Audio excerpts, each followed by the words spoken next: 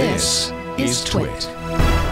So you'll have to forgive me. I'm a little rusty. Haven't done the arena in a long time, but I don't know. Don't sell yourself short, Bryan. If you know me at all, Futurama was one of my favorite TV shows of all time. I've watched it to the point where I don't need to see it. I can just listen to the quotations and I know it.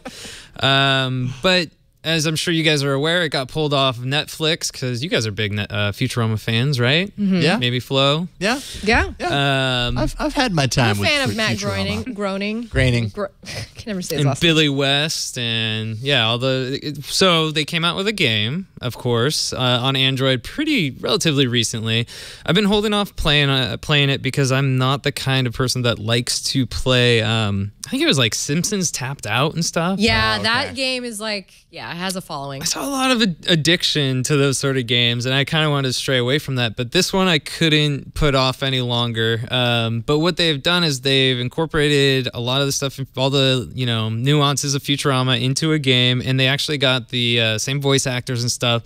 And I've cut down a little video for it, but the actual intro to it features the voices of everybody who is on the cast, and they have kind of like a little story that goes into this game.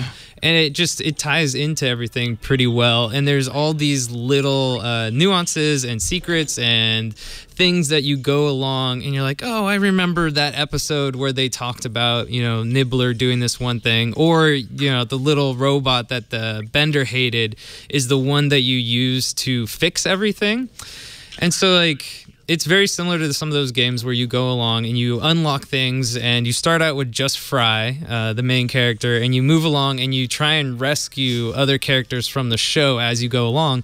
And as you do this, you kind of unlock this fog of war sort of area that is tied into Hypnotoad. I don't know if you're familiar. Yes. All hail the Hypnotoad. Yes. Yeah. Okay. And so as you clear away the fog, you can kind of build out the city the way you want to. So there's all these unlocks in the kind of the left-hand screen there. There's like a little there's a little artifact thing, but also that's another building that I placed there. So you can kind of design the city as you want. But the way that you progress through the story is that you get these artifacts that allow you to kind of unlock characters and stuff. So now, I didn't play a lot of Simpsons Tapped Out or some of those games, but I think you're kind of locked into that kind of view. But this game is kind of layered where you play the city kind of building stuff and you unlock certain things through your actions. But then it turns into another kind of game where you can go into space because, that was a big part of Futurama was going into space, delivering packages and stuff. I'm going to skip forward through my B-roll. But you can travel to some of the planets that they had in the show. So probably familiar with Omicron Persei 8, where Lur lives, destroyer of worlds. And so you take your delivery crew, and in this case, I only had Amy unlocked. And you kind of go through the universe, picking up, all the while picking up credits and stuff like that. And there are in-game, the catch is if you want to progress more quickly, you pay for in-app stuff. But, if you have the patience for it, you can pick up these things just, playing the game.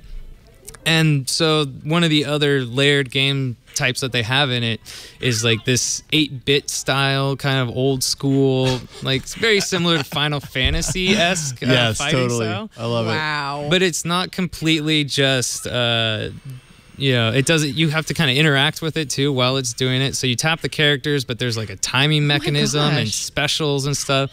So there's this city building aspect, but there's also this 8-bit retro fighting game style to it. So I mean, I've only kind of dipped my toes in it for the last day and a half because I actually didn't really know I was going to be doing an app until this afternoon. But I think if you're a Futurama fan at all, and you enjoy hearing the voices again and seeing the art style is all directly from the show, so it's pretty entertaining. I didn't think I'm kind of afraid to have started playing this game because I think I might. You've opened the door. Yeah, exactly. Yeah. But otherwise, if you're a fan of Futurama, definitely give it a shot because it's got all the things that I loved about the show.